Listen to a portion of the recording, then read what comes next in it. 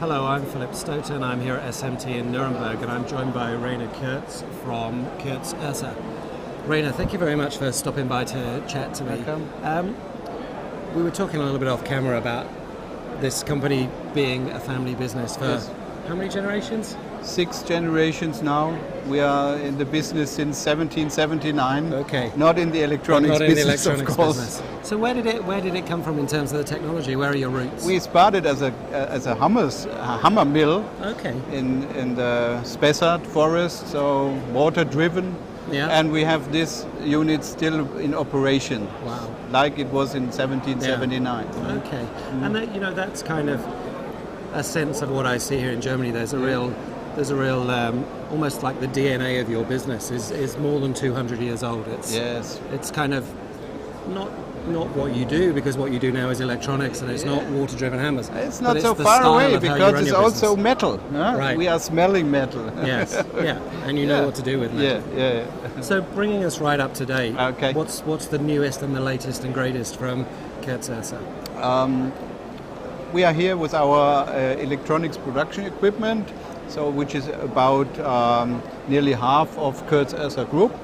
And in Kurtz Ersa, what we exhibit here, we have 2 divisions. One is hand soldering, repair systems, inspection systems, and the other side is inline soldering systems and screen printing systems, ovens. So this is what we are exhibiting here. And in terms of what's pushing you, what's driving your technology roadmap? Is it here in Germany? Is it worldwide? Is it the same everywhere now? It's the same everywhere. Our customer needs are driving our development, and we are pretty much driven from the automotive industry, telecommunications, then the computer network systems industry. So these are very wide ranges, and we try to create modules which can be adapted then for the special needs of our customers. Okay, and that kind of modular approach, that adaptability, do you think that's something that's really important in terms of being able to make quick changes to a production line, being able to adjust the way it works? Yes, this is very important. And also for our production needs, we have to have standardization. But that does not mean that we are not flexible. So we have standardized products, but the application is always it has to fit to the customer requirements. Yeah. And we see your company at trade shows around the world. We see you at Productronica, but here, I guess at SMT, it's very specifically a German trade show. Most of your customers here will be from Germany or from other parts of Europe? Yeah, this year we have 25 years SMT show. Right. SMT started long time ago, so not that long history like Productronica, but it's still in the market and is a factor for us. But it's not only a German trade show, it's let's say a German-speaking show, and then a little bit of Scandinavia, a little bit Eastern Europe.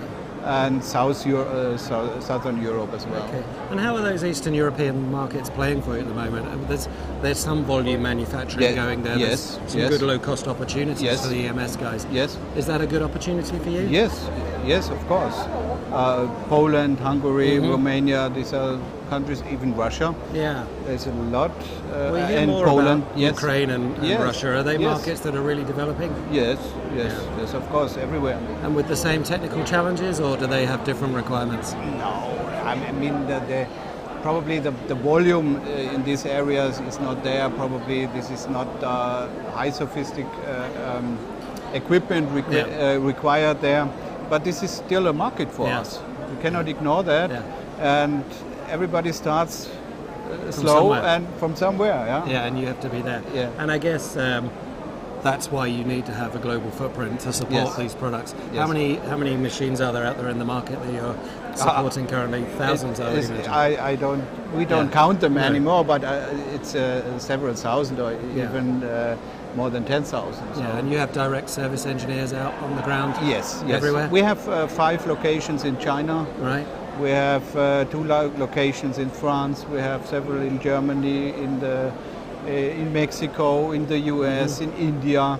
Okay. So in Brazil, everywhere. Well, Brazil's interesting, and that brings me to my last question, Rainer, which is, if you were to identify a key new market, a market that we're going to break into as an industry, would that be Brazil, or would it be? I've heard talk of a trade area in Argentina.